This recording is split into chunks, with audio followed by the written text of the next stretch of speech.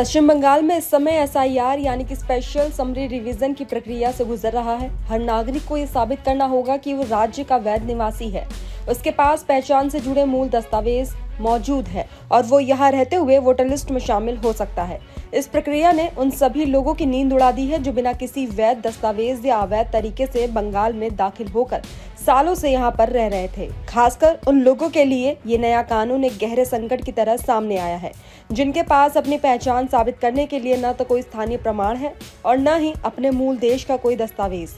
इसी तनाव और डर की आंच सबसे ज्यादा महसूस की जा रही है एशिया के सबसे बड़े रेड लाइट इलाके सोनागाची में, जहां हजारों सेक्स वर्कर्स की आजीविका, पहचान और अस्तित्व एक साथ दांव पर लगे हुए हैं। सोनागाची में अफरा तफरी का माहौल इसलिए भी है क्योंकि यहाँ का बड़ा हिस्सा उन महिलाओं का है जो बेहतर रोजगार, मजबूरी, गरीबी, तस्करी या धोखे के कारण भारत लाई गई। इनमें से तमाम महिलाएं बांग्लादेश और नेपाल से आई थी। या तो सीमा को अवैध रूप से पार कर लाई गई या फिर मानव तस्करों ने उन्हें बहला फुसला कर यहाँ बेच दिया। ऐसी महिलाएं जिनके पास न कोई पासपोर्ट है, न वीजा, न परिवार का कोई दस्तावेज। और अब जब एसआईआर में उनके पहचान साबित करने को कहा जा रहा है तो वह पूरी तरह टूट चुकी है। यही वजह है कि सोनागाची में अचानक भगदड़ मचने लगी है। कई महिलाएं रातों रात अपना सामान उठाकर कहीं और भाग रही हैं। कई बिना बताए गायब हो रही हैं और कई इस डर में है कि पुलिस कभी भी उन्हें पकड़कर बाहर निकाल सकती है। तो वहीं कोलकाता का सोनागाची दशकों से एशिया का सबसे बड़ा और संगठित रेड लाइट एरिया माना जाता है। यहाँ की गलियां हमेशा भीड़, आवाजों, रंगों और संघर्ष की कहानियों से भरी रहती हैं। लेकिन एसआईआर की घोषणा के बाद इस पूरे इलाके की धड़कन बदल गई है। दुकानों के सामने कम भीड़ दिख रही है, घरों की खिड़कियों से चौकन्नी निगाहें बाहर झांक रही हैं और सेक्स वर्कर्स के चेहरों पर एक ऐसा डर दिखाई दे रहा है जो शायद पहले कभी नहीं देखा गया था। सबसे बड़ी समस्या ये है कि इन महिलाओं के पास आधार कार्ड तो है, लेकिन आधार का एसआईआर में वैध दस्तावेज नहीं माना जा सकता क्योंकि ये सिर्फ पहचान का प्रमाण है, नागरिकता का नहीं। तो वहीं दूसरी बात, ज्यादातर महिलाओं का आधार कार्ड उनके गाँवों का है, कोलकाता का नहीं। पते में फर्क होने पर भी एसआईआर में आवेदन खारिज हो जाएगा। यही वजह है कि महिलाओं को लग रहा है कि इस बार उनके पास बचने का कोई रास्ता नहीं है। तो वहीं अब अगर बात करें सोनागाची में मौजूद सेक्स वर्कर्स की संख्या की, तो ये आंकड़ा पिछले एक दशक में काफी बदल चुका है। 2015 से 2018 के बीच यहाँ लगभग 12 से 14,000 सेक्स वर्कर्स सक्रिय थी, लेकिन कोविड के बाद स्थिति बदल गई।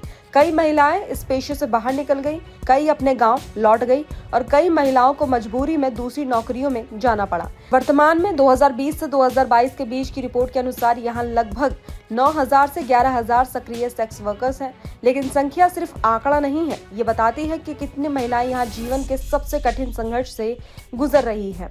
तो वहीं इन महिलाओं का सामाजिक और भौगोलिक बैकग्राउंड बेहद विविध है। लगभग 80 से 85% महिलाएं भारत के अलग अलग हिस्सों से यहाँ आई है। उत्तर 24 परगना, दक्षिण 24 परगना, नादिया और मुर्शिदाबाद जैसे जिलों से बड़ी संख्या में महिलाएं सोनागाची पहुंचती हैं। इसके अलावा बिहार, झारखंड, उड़ीसा, उत्तर प्रदेश और असम से भी कई महिलाएं यहाँ आती हैं। इन सब के अलावा 8 से 12% तक महिलाएं नेपाल से आती हैं, जिनमें से काफी महिलाएं तस्करी का शिकार होकर यहाँ पहुँचती हैं। इसी तरह 5 से 8% महिलाएं बांग्लादेश से अवैध रूप से भारत लाई गई हैं।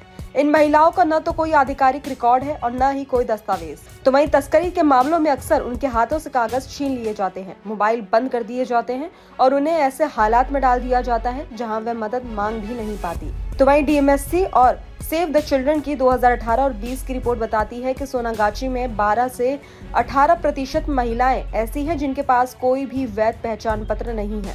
इनमें ज्यादातर महिलाएं नेपाल और बांग्लादेश से आई हैं। साथ ही कई लड़कियां 18 साल से कम उम्र की थी जब उन्हें यहाँ लाया गया। तस्करी का ये दौड़ पहले के मुकाबले कम हुआ है, लेकिन पूरी तरह खत्म नहीं हुआ।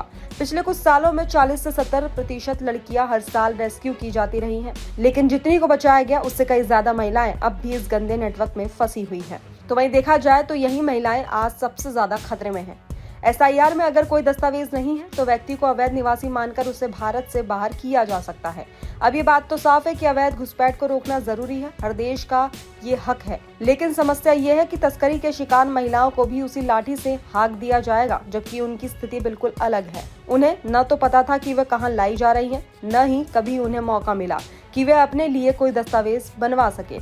इसलिए उनके लिए स्थिति और भी ज्यादा भयावह है।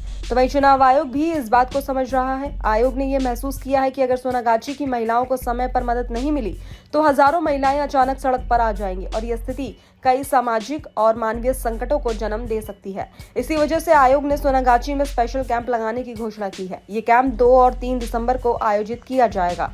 यहाँ अधिकारियों द्वारा महिलाओं को दस्तावेज भरने में मदद की जाएगी, फॉर्म कैसे भरा जाए इसकी जानकारी दी जाएगी और जिनके पास आंशिक दस्तावेज है उन्हें समझाया जाएगा कि आगे का प्रोसेस क्या है। ये पहला मौका है जब चुनाव आयोग ने किसी रेड लाइट इलाके के लिए अलग से व्यवस्था की है, जिससे पता चलता है कि स्थिति कितनी ज्यादा गंभीर है।